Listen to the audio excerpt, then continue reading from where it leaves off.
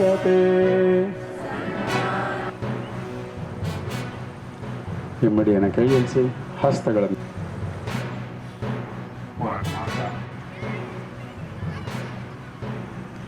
ವಾಪಸ್ ಹಿಂದೆ ತಿರುಗುವ ಪ್ರಯತ್ನ ಮಾಡ್ತಾ ಹೋಗಿ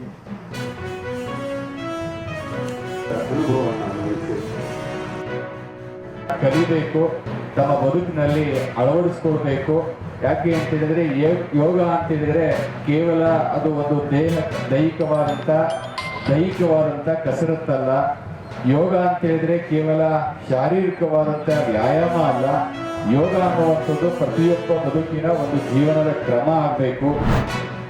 ಕೈಯನ್ನ ವಾಪಸ್ ತೆಗೆದು ಕಾಲನ್ನ ತಲೆ ಮೇಲೆ ಒಳಗಡೆ ಹಿಡ್ಕೊಂಡು ಮೌನ ಮುಕ್ತ ಅಂದ್ರೆ ಒಳಗಡೆ ಇರ್ತಕ್ಕಂಥ ಕೆಂಟು ಗಾಳಿನ ಹೊರಗಡೆ ಅವ್ರು ಆರಾಮಾಗಿ ಮನೆಗೆ ಇದನ್ನು ಮಾಡೋದ್ರಿಂದ ಬೊಜ್ಜು ಮಾಡಬೇಕು, ಒಳ್ಳೆ ಆಗ್ತದೆ.